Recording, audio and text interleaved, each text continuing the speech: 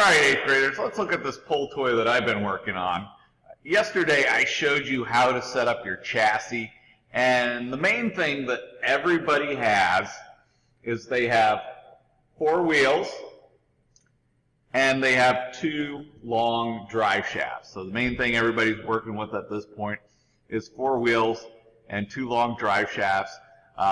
Some of you are using your base plates. In fact, most of you are using your base plates. But some of you are using other structures. Now this is one structure I shared with you in the last video, and it was made out of several metal pieces. In fact, the 2 main pieces that this chassis is comprised of are these 2 metal pieces here.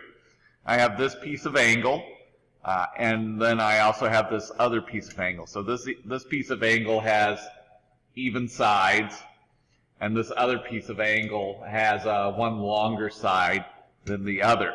And this is primarily what this chassis is comprised of. Now, I've added some stuff to this since you've seen it. Yesterday when we were looking at it, I had the rear wheels on, and I had the drive gear for my secondary mechanism set up. I hadn't added anything else. Since then, I've added the rest of my wheels so that it will roll, and I started adding the drive system for the mechanism that I'm going to use. Ultimately, I think what I want this to do is I think I want it to look like a helicopter, so I'm kind of anticipating this bevel gear here to work at 90 degrees with another bevel gear that comes out of the top. Now, one thing that I found out was, as I was setting up the drive gears for the mechanism, I was using the smaller drive gear here, and the way I had set up my chassis, I had to get around this piece of angle. And so I had to select a sprocket that was big enough. I had to kind of go with a larger sprocket, and once I had this sprocket on, I had to figure out what kind of structure was going to clear it.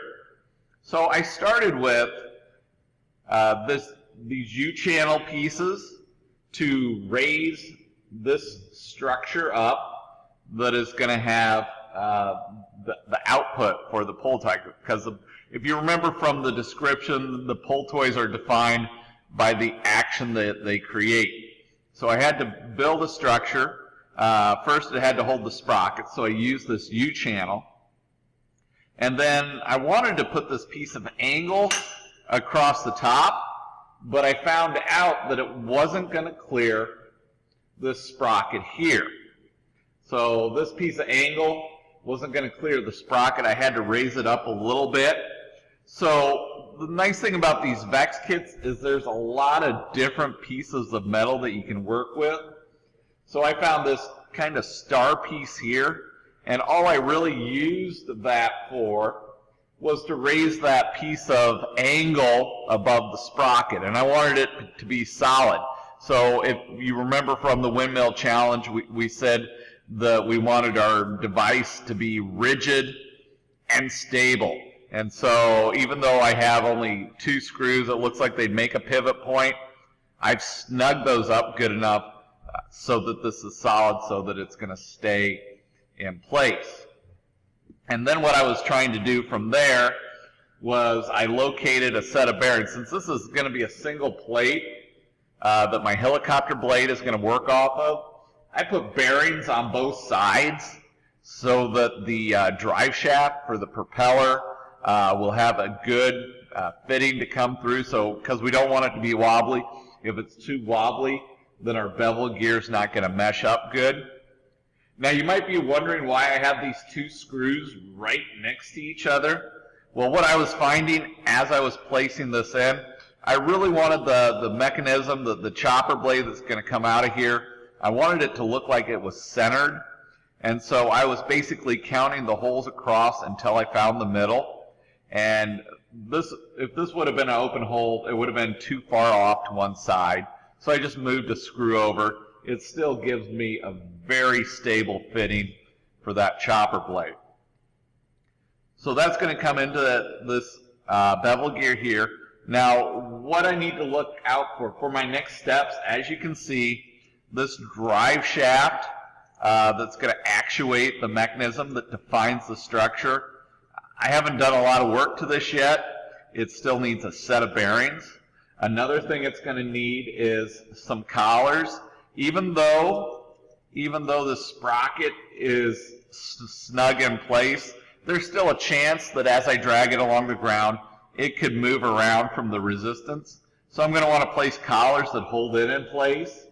If this bevel gear is close enough, I could probably get by with just a couple collars and then a series of spacers in the middle. And that's kind of important to think about, because as we really dive into these projects, we're going to start thinning out materials, and we may be running short on collars. So if I can get by with 2 collars instead of, let's say, 4 collars, because there's still an abundance of spacers, then that's just going to help other groups out. So we really need to be attentive to the materials that we're using, so that we're trying to get by with kind of the minimum. Now, I know this looks like a mess of pieces, but really a lot of these angle pieces exist in a great abundance. There's certainly a lot more of these angle pieces than there are base plates.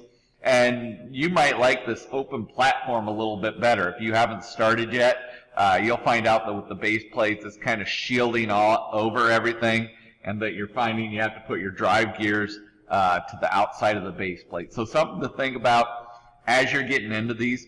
Remember, we watched that video the other day, or that series of video, Beck's Pull Toys. Lots of great examples for you folks to look at as you're getting into this. So I hope it's going well for you. I hope you're enjoying this activity. And until next time, good luck.